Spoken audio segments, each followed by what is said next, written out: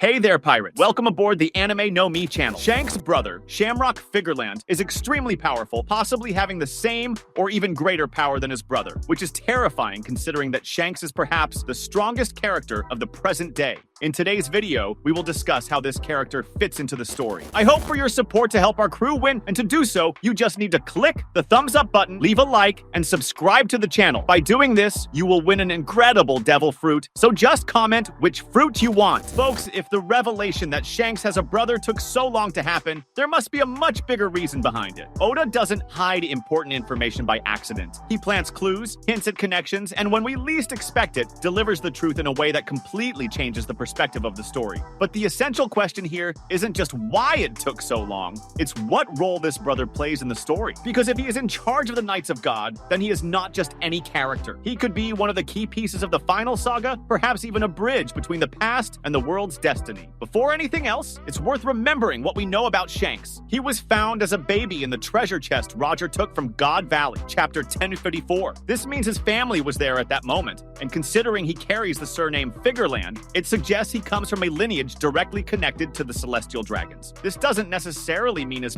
parents were important, but rather that somehow he was involved in the fate of those people. And that's where his brother comes in. If he is still part of the Figureland lineage and holds a leadership position in the Knights of God, then he never severed ties with his past. He wasn't abandoned like Shanks. He grew up within the system. Now this raises another question. Why has his existence never been mentioned before? The answer may lie in how the Knights of God operate. Unlike the common celestial dragons, who live in isolation and rely on the world government for protection, the Knights of God are an active force. They fight, enforce rules, and even punish their own nobles if necessary. They are not just rulers, they are executors of Mary Joyce's will. And if Shanks' brother is at the top of this hierarchy, then he may be someone who has always operated in the shadows, out of the knowledge of the Marines and the celestial dragons themselves. But what does this mean for the story? First, his existence could recontextualize Shanks' position in the world. Until now, Shanks has always been an enigmatic figure. He doesn't act like the other Yonku. He has direct access to the world government, chapter 907, and his true motivation is still unknown. But if Shamrock Figureland is in charge of the Knights of God, then this could explain why Shanks has so much freedom within the system. Perhaps the world government tolerates him not only because of his influence, but because he has a blood connection to someone at the top of the hierarchy. This could also mean that there is a hidden family conflict in this story, one where Shanks chose to distance himself from his lineage, while his brother became one of the main guardians of the status quo. But what if there's something even bigger behind this? Chapter 1138 already gave us a clue about the cyclical nature of One Piece's story. If the prophecy of the three worlds repeats, then we are facing an inevitable conflict. Luffy represents the return of the sun god, the world government represents those who killed the sun in the legend of the second world. And the Knights of God? They may be the last guardians of this system, those chosen to prevent history from repeating itself. If Shamrock Figureland is their leader, then he may be the true final obstacle before Imu, someone who represents not only the military power of the world government, but also its ideology. But why did it take so long for this to be revealed? Perhaps because Oda wanted to lay the groundwork before showing the true extent of the Knights of God's power. Since the beginning of the final saga, we've seen the fall of several great powers. The Yonku are being replaced, the Marines are weaker than ever, and the Revolutionary Army has finally declared direct war on the world government. But there's an interesting detail here. So far, the Knights of God haven't taken action yet. They have been mentioned, hinted at, as a real threat, but we haven't seen what they're capable of. This suggests that Oda is saving this moment for something grand, something that could completely change the dynamic of the conflict.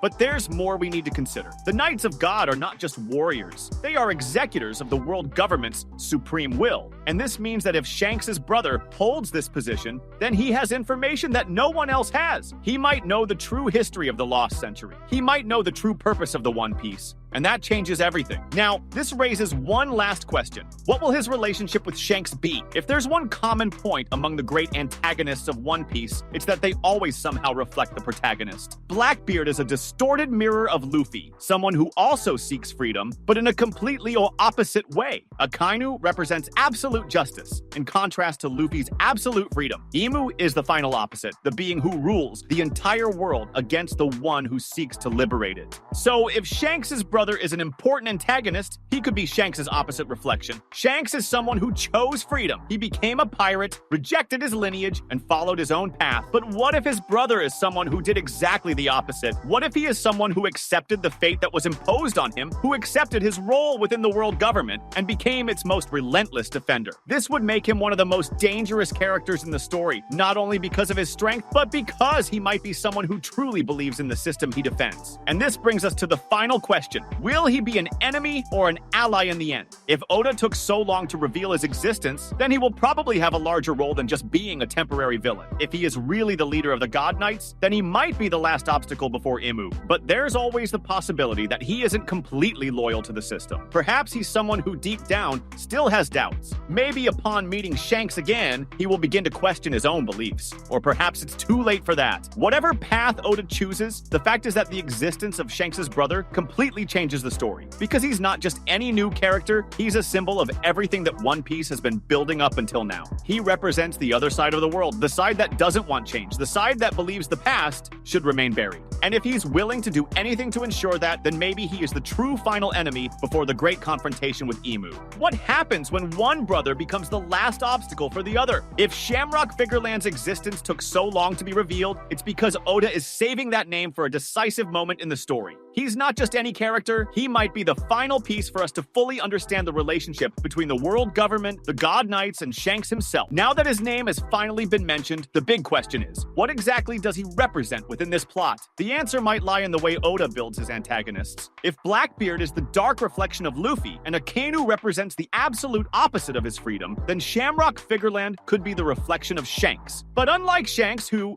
gave up his lineage and followed his own path, Shamrock remained within the system. He not only accepted his heritage, but he became one of the most loyal guardians of what the Celestial Dragons represent. This makes him a more dangerous enemy than any admiral or navy commander because he doesn't just fight for power or ambition, but for the preservation of the order that governs the world. If the God Knights are truly the last line of defense before Imu, then Shamrock could be the real final obstacle before the great battle. He doesn't need to be the supreme villain of the story, but he could be the last great adversary standing between the revolutionaries and the truth. This means that unlike characters like Akainu or Blackbeard, Shamrock doesn't need to act out of hatred or desire for destruction. He could be someone who truly believes he is doing what is right, someone who sees Shanks as a mistake that needs to be corrected. If he's at the top of the God Knights hierarchy, then he could be one of the few characters who truly understands what happened 800 years ago. This means he could carry secrets that even the admirals don't know, something that could completely change the perception of the story. And if he believes the world needs to stay as it is, then he might be the greatest defender of silence, someone who will fight until the very end to ensure this truth is never revealed. That was today's content. We hope you liked it and want to share your opinion on the subject. Don't forget to share the video, give it a thumbs up, and I'll see you in the next video. Take care and stay amazing.